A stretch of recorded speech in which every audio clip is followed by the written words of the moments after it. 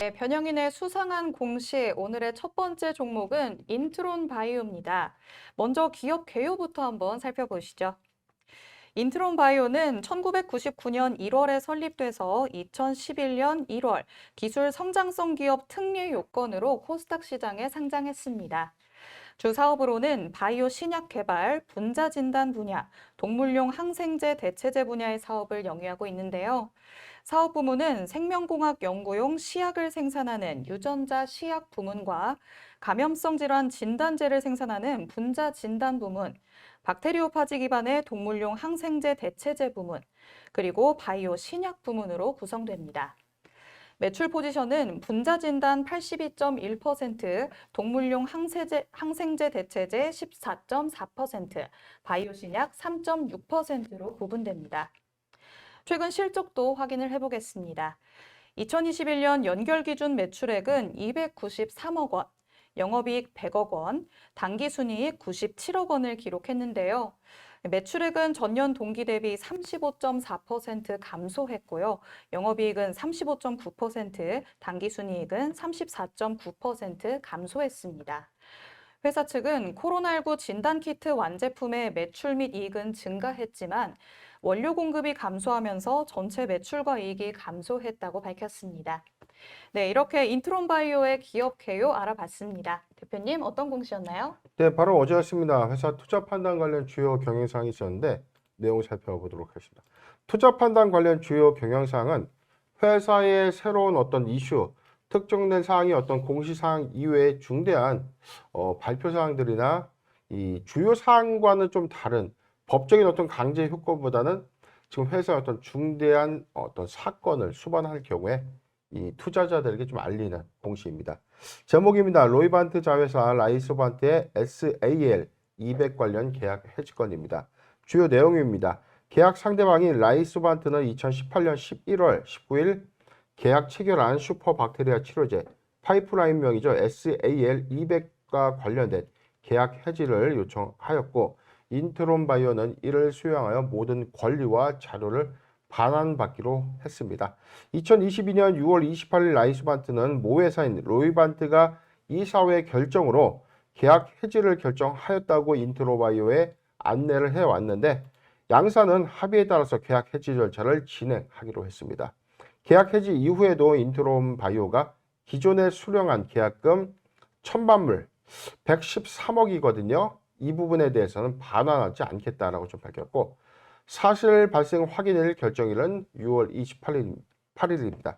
투자 판단 주요 사항입니다. 상기 사실 확인일은 라이소반트의 서면 통보를 받은 날입니다. 상기 결정일은 라이소반트의 서면 통보를 인트론 바이오가 수용한 날입니다. 계약 해지의 사유로는 라이소반트의 모회사인 로이반트 그룹 이사회에서 향후에 임상 비용을 투자하는 데 따른 이 부담에 의한 결정으로 계약의 임의적인 판단 조항에 따라서 요청하게 된 것이다 라고 좀 밝혔고요. 계약 해지에 따라서 모든 권리와 자료는 다시 인트론바이오에 반환되고 있는데 라이소반트가 기존에 지급한 계약금은 반환되지 않는 조건입니다. SAL 200은요 2021년 12월 미국 FDA에서 이 임상 시험 신청 이후에 올해 1월에 임상 이상의 승인을 획득했고 임상 개시를 위한 준비가 완료되어 실제 환자의 투여를 앞두고 있던 상황이었기 때문에 근본 결정은 로이반트의 정책적인 결정이라 판단되고 SAL 200의 기술적 문제나 안전 성과는 무관하다라고 좀 밝혔습니다. 6번입니다. 계약 해지 조항에 따라서 관련 모든 계약이 해지되고 인트론바이오는 라이소반트가 진행해온 SAL 200과 관련된 임상 자료를 모두 넘겨받을 예정이다.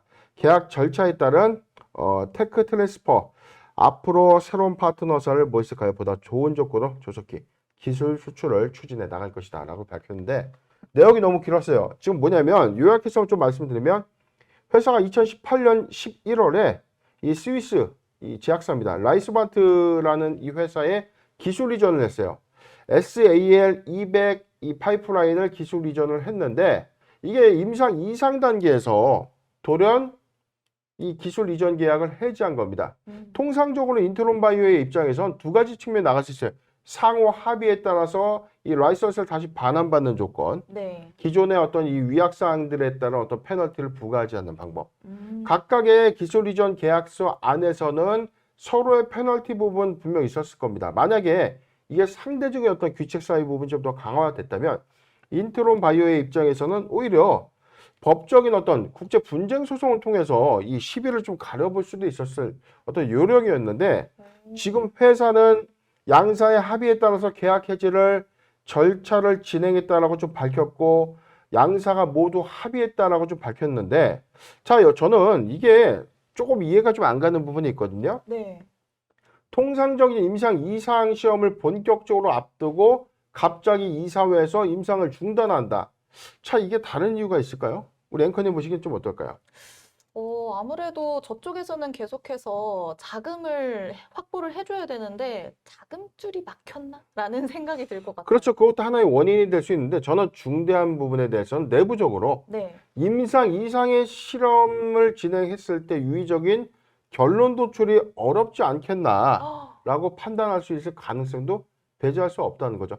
통상적인 임상 시험의 확률은 시험을 진행하는 이 과정 속에서 이 기술에 대한 어떤 유불리를 좀 판단하게 되는 겁니다. 네. 이게 사실상 유의적인 효과가 일상에서 입증된 정확한 데이터를 좀 표본화한다면 임상 이상을 한번 추진해서 이 여부를 한번 가늠해 보는 것도 괜찮은데 임상 일상 단계에서 내부적인 어떤 검토 결과 임상 이상을 갈 경우에 오히려 아까 우리 앵커님께서 말씀하셨던 것처럼 네. 자금만 소요되거나 또는 임상 실패의 어떤 가시화된 어떤 내용들, 즉 유의적인 결론 도출이 어렵다라고 판단했을 가능성도 있는데 지금 회사 측은 SAL 200의 기술적인 문제나 안전 성과는 무관하다라고 좀 밝힌 만큼 이건 회사 측의 이야기인 거죠. 네. 그렇기 때문에 이게 관점에 따라서 정말 임상 이상에서의 유의적인 결론이 있느냐 또는 없느냐에 대한 관점은 임상 시험의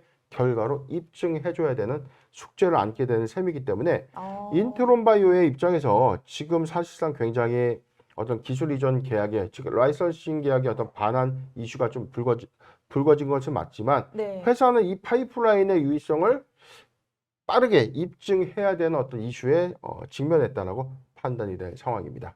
저는 공시의 내용으로 이렇게 나왔다고 하니까 정말 안전성과는 문제가 없나 보다라고 받아들이는 저 같은 사람들도 많을 것 같아요. 그렇죠. 지금 회사의 측면에서 파이프라인에 문제가 없다. 그리고 회사 측에서의 어떤 이 중요 사항들에 대한 또 소명은 있었지만 네. 어제 뭐 가격 제한폭까지 하락한 게 맞아요. 마이너스 28%에 좀 마감을 한 것은 하한가 맞은 것과 다름없는 주가의 흐름인데 지금 직면은 악재라고 좀 시장을 인식을 했다는 것이죠. 네. 정상적인 유의적인 결론 도출이 가능했다면 이게 투자금이 부족해서 임상시험을 이상 들어가기 전에 드롭한다? 자, 이건 좀 말이 안 맞는 것이죠.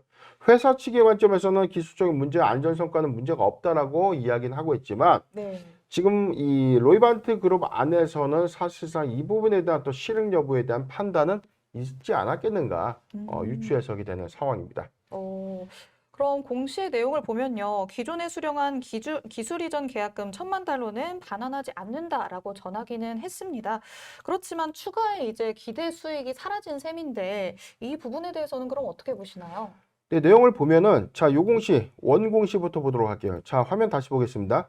우리가 오늘자 공시를 봤지 않습니까? 지금 네. 투자 판단 관련된 주요 경영 사항들에 대한 내용을 쭉 봤는데 그렇다면 원래 최초의 공시는 좀 어떻게 좀 변화가 있었느냐? 어떤 공시가 있었느냐?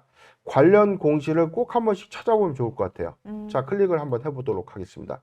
투자 판단 관련 주요 경영 사항입니다. 기술 이전 계약 최초 공시에 대한 내용인데 내용을 살펴보겠습니다. 계약 상대방은 기술 이전 계약 그리고 보증 계약의 형태로 기술 이전 계약과 관련된 조건과 지불에 대해서는 인트론 바이오에게 보증하는 계약이다. 이 라이반트 그룹 로이반트 그룹 안에 있는 이 라이소반트라는 이 자회사입니다. 스위스 제약사의 이 로이반트 그룹의 자회사인 라이소반트 이 회사의 이 라이선스를 이제 이전하는 계약을 최초에 좀 체결했었고요. 계약 기술은 슈퍼박테리아 바이오 신약인 SAL 200이었습니다. 전체 1,000만 달러의 선급금, 이거는 계약금이에요. 그 다음에 나머지 마일스톤, 임상 단계 그리고 허가, 목표 매출액에 따라서 이 부분 개발 성과에 따라서 달성을 할 경우에 지급되는 이 조건이죠. 전체 9억 9,250만 달러입니다. 지금 9억 9,250만 불인데 여기에 추가적인 매출액에 따른 매출액 10%의 경상 기술료, 즉 로열티까지 수령하는 좀 조건이었는데 최초에 이 1,000만 달러는 계약금으로 먼저 수령을 했죠. 자, 이 부분에 대해서는 당연히 반환의 이슈가 없는 겁니다. 왜냐하면 기술 이전 계약의 효력은 이미 발생이 됐고 이에 따라서 어찌됐든 간에 계약금을 돌려줄 이유는 없는데 네. 회사는 우리 앵커님께서 좀 말씀하신 것처럼 이 마일스톤 계약 요건들이 이제 계약 해지로 인해서 사라지게 된 것인데 네. 인트론 바이오 입장에서 명확한 파이프라인과 어떤 유의성이 입증되는데 회사가 임상시험도 한번 안 해보고 무작정 계약을 해지한다? 자, 이 부분도 앞뒤가 좀 안 맞는 부분이죠. 계약상 이외에서 사실상 임상 이상의 실행 여부를 로이반트 그룹 자체에서 판단하기가 다소 좀 리스크하다라고 좀 판단했을 가능성이 크다는 부분을 입증해주는 네. 어떤 사항들인데 그럼에도 불구하고 지금 회사 측은 이 SAL 200에 대해서 미국 식품의약안전처죠. 미국 FDA에서 임상 이상 시험에 대해서 사실 유의적인 어떤 결론 도출을 앞두고 있기 때문에 아마 자체적인 어떤 임상 시험을 진행할지 네. 또는 추가 라이센싱을 이전하는 계약을 통해서 진행할지 여부가 좀 중대한 어떤 이 숙제가 아닌가 예상을 해 봅니다. 그렇다면 지금 주가가 말씀을 하셨던 대로 거의 하한가에 가깝게 기록하는 모습을 보이기도 했습니다. 오늘은 뭐 소폭 상승하는 모습을 보이기는 하는데 그렇다면 인트론 바이오의 앞으로의 전망은 어떻게 보고 계신가요? 네, 지금 잠깐 차트를 좀 보면 잠깐 내용을 좀 보도록 하겠습니다. 지금 인트론 바이오 오늘 3.92% 상승한 9,270원의 장세 유지를 좀 되고 있는데 어제 하락폭에서 소폭 좀 반등 효과는 좀 있었지만 네. 회사에서는 사실상 이 기술적인 문제가 없다라는 어떤 해명 공시가 좀 작용됐을 가능성이 좀 크다는 거죠. 이미 불확실성이 내포되어 있는 것보다는 사실상 이런 거예요. SAL 200에 대한 파이프라인이 임상 이상에 실패했기 때문에 주가가 빠지는 것과 단순한 계약 이전, 기술 계약 이전에 해지로 인해서 빠지는 것과는 지금 이 어감 차이도 있고 사실 모멘텀의 훼손 관점에서 차이가 좀 큽니다. 만약에 임상 이상을 실패했다는 어떤 모멘텀이라면 오히려 하반 경직성을 좀 더 크게 가져갈 수 있는 요인인데 지금 언론을 통해서 좀 밝힌 바 그리고 공시를 통해서 좀 우리가 유추 해석을 해본다면 이 로이반트 그룹 입장에서는 SAL 200에 대한 이 파이프라인이 사실 임상 이상의 유의적인 결론 도출이 어렵지 않겠는가라고 예상했을 가능성이 좀 크지만 네. 아직 임상 이상 시험이 본격화되지 않았고 시험이 진행되기 이전에 중단이 된 것이기 때문에 앞서 말씀드렸듯이 이 부분에 대한 어떤 유의미한 성과를 회사가 도출해내는 것이 중대한 추세 전환의 모멘텀이다라고 저는 예상을 해봅니다. 지금 매수하기 좋은 관점이라고 보기는 좀 애매해요. 추세적으로는 지금 하단 부분을 좀 이탈을 해줬기 때문에 네. 사실 지금 저가의 어떤 매수 메리트가 좀 있지 않겠는가. 네. 이게 특별한 어떤 이 모멘텀의 훼손 관점이 아니고 임상 모멘텀에 대한 기대감을 꾸준히 가져갈 수 있는 구간이었다면 매수하기 좋은 구간까지 내려온 것은 맞습니다만 지금은 사실상 모멘텀의 훼손 부분이 아니라 불확실성. 지금 임상 이상에 대한 어떤 이 불확실성들이 조금은 내포되고 있는 주가의 어떤 반영 효과가 있었다는 것이죠. 네. 저는 신규적 매수 관점은 좀 더 관망 추세로 좀 지켜보는 것이 맞지 않겠는가라고 보는데 과대 낙폭 구간 이후에 저희가 한 번 더 좀 타점을 잡아 드릴 텐데 지금 사실 현 구간에서는 신규적 매수 관점에서는 저는 비추입니다. 그렇기 때문에 지금 보유자 관점에서 영역에서는 자 이렇게 잡아 드리겠습니다. 7,500원이 이탈되지 자, 요 부분이죠. 조금 더 자, 요 구간 8,500원 8,500원이 이탈되지 않는다면 이 보유 의견을 좀 제시해 드리는데 자, 이 추세 전환의 이 시그널, 즉 모멘텀은 임상 이상에 대한 어떤 기대감들이 수반돼야 된다는 점도 참고하셨으면 좋겠고 지금은 라이선싱 계약의 어떤 해지 효과로 인한 불확실성들이 즉 SAL 200에 대한 파이프라인 우려감들이 반영되는 흐름이다라는 점 참고하셨으면 좋겠습니다. 임상 2상까지는 뭐 완료된 시점에서 계약이 해지가 됐기 때문에 추가적으로 앞으로의 임상 실험에 성공하는 모습을 꼭 보여줘야 한다는 과제를 떠안고 있는 인트론 바이오입니다. 지금이 매수하기 좋은 관점이라 보기는 어렵다고 의견을 주십니다. 아무래도 불확실성이 내포되어 있기 때문에 신규 매수 관점에서는 관망을 하는 게 좋겠다라는 말씀 해주셨고요. 기존에 보유하고 계신 분들은 8,500원을 이탈하지 않는다면 계속해서 지켜보는 것도 좋을 것 같고 8,500원을 이탈한다면 손절의 의견도 덧붙여 주셨습니다. 네, 이렇게 인트론 바이오 만나봤습니다. 그럼 이어서 살펴볼 수상한 공시 오늘의 두 번째 종목 쌍용 자동차입니다. 쌍용 자동차의 기업 개요부터 만나보시죠. 1962년 12월에 설립돼서 1975년 5월 유가증권 시장에 상장했습니다. 주 사업으로는 각종 자동차 및 동부품의 제조와 판매를 영위하고 있는데요. 현재 평택 공장에서 G4 렉스턴, 렉스턴 스포츠 칸, 코란도, 티볼리 에어 등의 완성차를 생산하고 있고요. 창원 공장에서는 차량의 엔진을 생산하고 있습니다. 쌍용차는 연간 11만여 대의 생산 능력과 8만 2천 대의 생산 실적을 보이면서 총 가동률 73%를 유지하고 있고 생산된 완성차는 국내외로 판매되고 있습니다. 또 미래 친환경차와 커넥티드카 등의 신기술 개발을 위해서 연구개발본부를 중심으로 연구개발에도 많은 인력과 비용을 지속적으로 투입하고 있습니다. SUV 전문 브랜드인 쌍용 자동차, 레저 문화가 커지면서 카라반 캠핑과 또 펫 글램핑, 낚시의 제격인 SUV를 시장에서 차별화시키는 전략으로 성장을 준비하고 있습니다. 최근 실적도 함께 살펴보시죠. 2021년 연결 기준 매출액 2조 4,293억 원, 영업손실 2,612억 원, 당기순손실 2,579억 원을 기록했는데요. 매출액은 전년 동기 대비 5,300억 원 감소했고 영업손실과 당기순손실은 70% 이상 감소했습니다. 네, 이렇게 쌍용차의 기업 개요 알아봤습니다. 대표님 어떤 공시였나요? 네, 바로 어제였습니다. 회사 투자 판단 관련 주요 경영사항이 있었는데 내용 살펴보겠습니다. 쌍용차입니다. 드디어 이 최종 인수 예정자가 좀 확정이 됐는데 네. M&A 관련 최종 인수 예정자 선정 허가 결정 소식을 전해왔습니다. 내용 보겠습니다. 회사는 2021년도 4월 15일 회생 절차 개시 결정을 받은 회사입니다. 회사는 이 M&A 관련 인수 제안서 접수 마감 시한인 2022년 6월 24일 이후에 진행된 인수 제안서의 평가 결과 케이지 컨소시엄을 최종 인수 예정자로 선정했고 2022년 6월 28일 서울회생법인으로부터 허가를 받았습니다. 절차에 따라서 공고 전 인수 예정자가 최종 인수 예정자로 선정되었으므로 조건부 투자 계약에 따라서 새로운 투자 계약을 체결하지 않고 다음과 같이 투자 계약의 내용을 확정하였습니다. 계약 당사자는요, 케이지 컨소시엄이고요. 전체 인수대금은 3,354억 원입니다. 신주 인수는 3,354억 원을 제3자 배정 유상증자에 납입하는 형식입니다. 계약금 335억을 지급하는 조건이고 인수대금의 납입 기간은요, 회생 결의를 위한 관계인 집회기일로부터 5영업일 전까지 회사가 지정하는 은행 계좌에 납입하여야 되는 조건입니다. 이 외에 인수대금 이외에 운영자금을 대여해줘야 되는데요.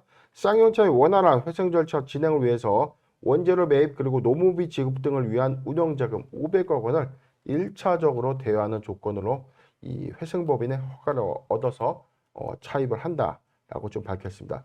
마지막 사항입니다. 인수대금, 운영자금 대여 이외에 신주인수인데 쌍용차는 경영 정상을 위한 필요한 운영자금 조달을 위해서 쌍용차가 추가로 발행하는 신주를 인수하여야 한다. 이 금액이 5,645억 원입니다. 신주 발행에 대한 구체적인 사항은 회생 계획 안에서 정하는 바에 따른다라고 좀 명기가 되어 있고 계약 효력의 발생 시기는요. 회생법원의 허가를 얻은 때 효력이 발생한다라고 밝히는 곳입니다.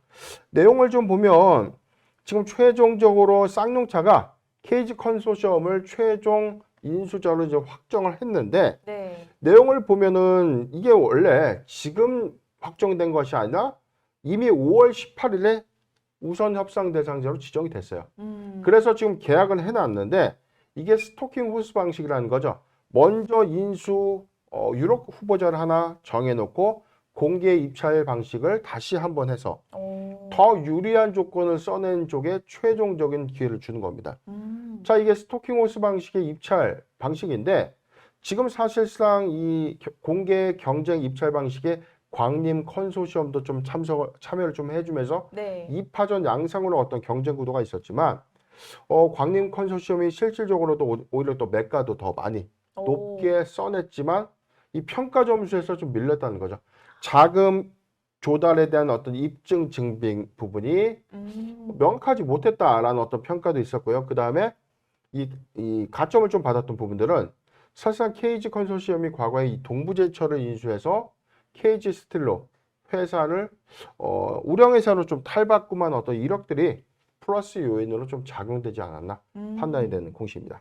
그럼 광림 컨소시엄 같은 경우에는 지금 당장에 너를 살 때는 돈을 많이 주겠지만 앞으로 너를 운영해 나갈 때는 뭔가 자금이 녹록치 않을 수도 있어 이런 느낌이었나요? 그렇죠. 아니 근데 이게 이전에 에디슨 모터스 자체가 먼저 우선 협상 대상자로 좀 진행하는 과정에서 최종 이 계약이 불발됐죠. 네. 계약금은 치렀는데 이게 이 인수대금을 마련하지 못했어요. 근데 이제 음. 광림 컨소시엄 자체도 자체적인 자금을 어떻게 조달할 수 있는지 이 계획서를 가져오세요라고 이야기를 했는데 계열을 회사를 통해서 유상증자를 통해서 우리가 자금을 조달하겠다라고 좀 밝혔는데 네. 지금 KG 컨소시엄은 사모펀드 두 곳과 사실상 이제 연합 형태로 좀 구성이 되어 있거든요. 오. 그리고 회사 자체적으로 3,800억 원의 현금 유보액을 좀 보유하고 있고 하반기에는 KG ETS의 매각 대금 5천억이 또 들어옵니다. 오. 전체적으로 회사가 확보할 수 있는 이 순수 캐시가 9천억 정도를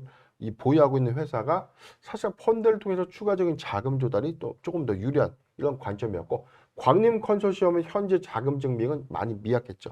앞으로 유상증자를 해서 조달을 할 것이다라고 이 법원에 이야기를 하니 법원의 입장에서는 오히려 자금 증빙 조금 글쎄 좀 이런 판단이 좀 들었을 거예요. 왜냐하면 에디슨 모터스의 이 선례가 좀 있었기 때문이죠. 아, 그렇죠. 이렇게 선리가 중요합니다, 여러분. 그런데 쌍용차의 자금난을 해소하는 게 그렇다면 이 KG 컨소시엄의 당장에 직면한 과제일 것 같습니다. 향후의 일정은 그럼 어떻게 될까요? 네, 지금 일단 여기 나와 있는 세부적인 일정 안에서는 자, 여기 나와 있습니다.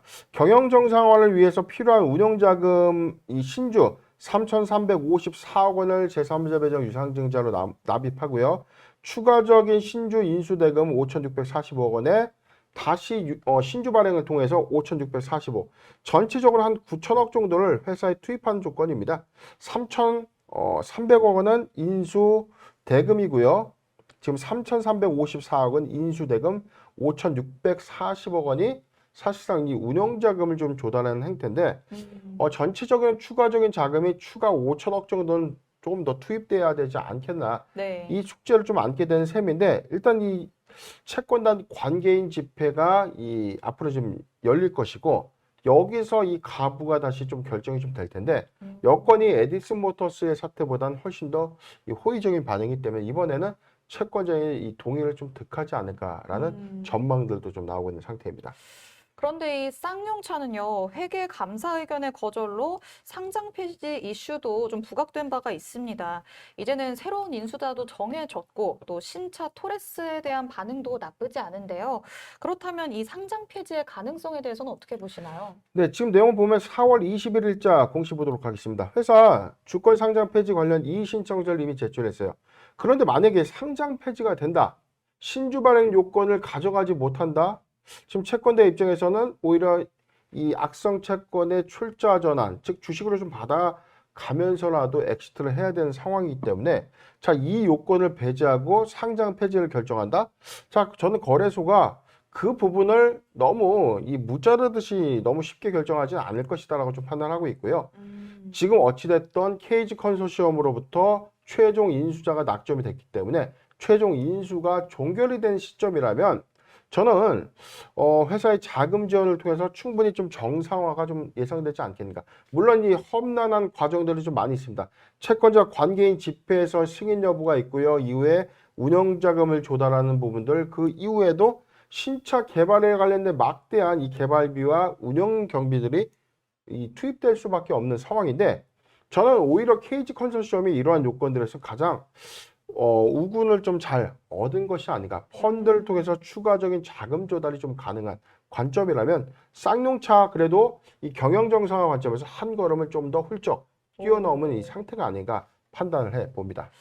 그렇다면 이 투자자의 마음으로는 경영이 정상화가 됐을 때 나는 이 쌍용차를 어떻게 보면 좋을까? 이게 굉장히 궁금하실 것 같아요. 대응 전략도 한번 짚어주시죠. 네, 지금 보유자 관점 굉장히 좀 힘들죠. 주권 거래 정지 상태이긴 한데 네. 지금 거래 정지 상태가 2020년도 거의 뭐 2년이 넘게 주권 거래 정지 상태에 있었습니다. 최근에 상장 폐지라는 이런 우려감, 답답한 심정 다 내포가 좀 되고 있는 상황인데, 보유자 관점에서 굉장히 힘들고 답답하고 스트레스가 좀 크시겠지만, 지금 KG 컨소시엄의 인수 후보자 낙점 이후에 정확한 관계인 집회 이후에 가시적인 부분, 9월 이후죠. 10월 정도면 회생 인가 이후에 이 경영권이 좀 바뀌는 이 과정 안에서 충분한 경영 정상화가 이루어지지 않을까.